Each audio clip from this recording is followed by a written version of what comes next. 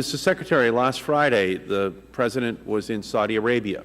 And at that time, he and Secretary Rice reached an agreement and a memorandum of understanding, which is, and I quote here from the agreement, intended to cooperate on the issue of appropriately sized light water nuclear reactors and fuel services arrangements for the Kingdom of Saudi Arabia, promoting the establishment of arrangements that would allow future civilian light water nuclear reactors deployed in the Kingdom of Saudi Arabia with access to reliable nuclear fuel supplies and services.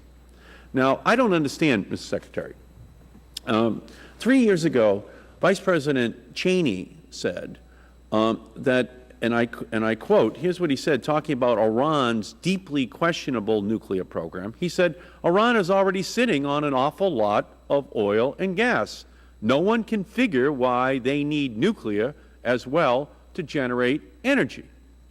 So if that's true for Iran, why are we in the United States introducing yet more nuclear technology into the Middle East when we know that has been a source for much of the friction that exists in that region, because ultimately any country can pull out of the nuclear proliferation regime, hold on to the uranium, hold on to the plutonium, and have a nuclear weapons program with the very same light water reactor materials. Why, Mr. Secretary, is the President? I don't know. I wasn't there, and so I can't respond to that other than saying I presume that the President has a good deal of confidence in the King and in the leadership of Saudi Arabia. It is also true that it's going on in the United Arab Emirates, where they have expressed a lot of interest in nuclear power, in solar energy, and all manner. Well, that's the point, Mr. Secretary. Saudi Arabia is 3 times the size of Texas. Yes. It's one big desert. It is sunny almost every day of the year. Right. Why aren't we having a Saudi solar cooperation agreement with the United States? Why would we introduce more dangerous nuclear materials into that region when solar energy should be the basis of our partnership with a country that says it wants to diversify from oil and gas, although Mr. Cheney would say if Iran has plenty of oil for 75 million people, Saudi Arabia has twice as much for a third of the population. Why would we introduce more nuclear power? Does that make any sense, given the volatility of that region and the ability to have solar become the future for Saudi Arabia if they want to end their oil and gas era? I can't answer that, Mr. Chairman. I don't know. I wasn't there. You know, I know this sounds,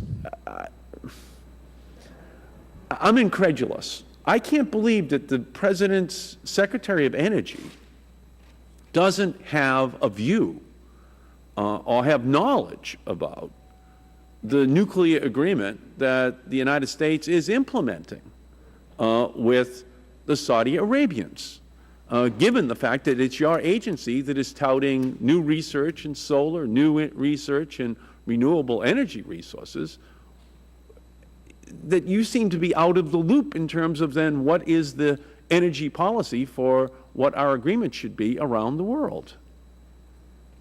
That's true. It's true. Yes. I just find that hard to believe. It seems as though the Secretary of State can use nuclear power plants as a short-term diplomatic tool for her use, knowing that solar energy is a better alternative for Saudi Arabia, for sure, and that our long history with transfer of nuclear materials into these Middle Eastern countries almost inevitably results in the compromise of that program and the use of those materials for our nuclear weapons program. I am sure that Secretary Rice was not contemplating the fact that this program would be compromised. I mean, you are assuming that it's going to be compromised. I am saying to you that I'm assuming that it's not. if you look at Saudi Arabia, you have to say that solar should be the first resort of that country.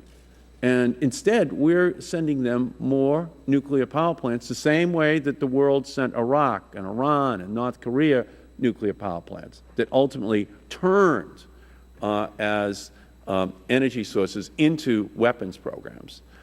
We know the tension that exists between the Saudis and the Iranians. We know that they are trepidatious about the nuclear weapons program in Iran. Right. I don't understand why we would be fueling this tension in the Middle East by providing the beginnings of a program where we'll send nuclear materials to Saudi Arabia under the guise of an energy exchange, when my real fear here is that the Bush administration knows that this program is likely to be compromised in the future by the Saudis. I don't believe that. I don't believe that, sir. Well, they should know it. Well, given then we have a difference of view. But well, how about this?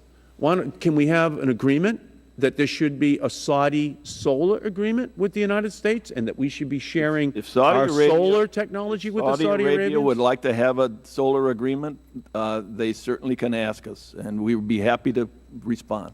But aren't you suspicious that the Saudis don't want a solar agreement? Because they are the Saudi Arabia is the Saudi Arabia of solar.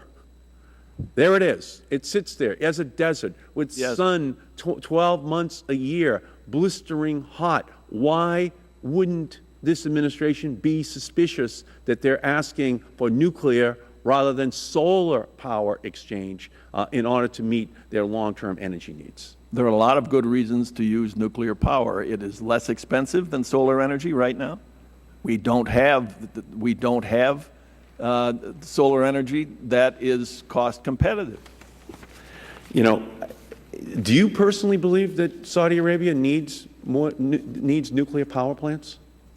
I believe that it is wise for them to diversify their sources of energy away from oil and gas. Yes. You know, here's the problem, Mr. Secretary, and I don't think the Bush administration is ever going to understand this, that every nuclear power plant is a generator of electricity. Yes, it is, but with a byproduct of nuclear materials that can be used for a nuclear bomb program. And that's what's going on in Saudi Arabia. Well, and the Bush administration— That is your opinion, sir. I know it is my opinion, but all Middle Eastern history points in that direction.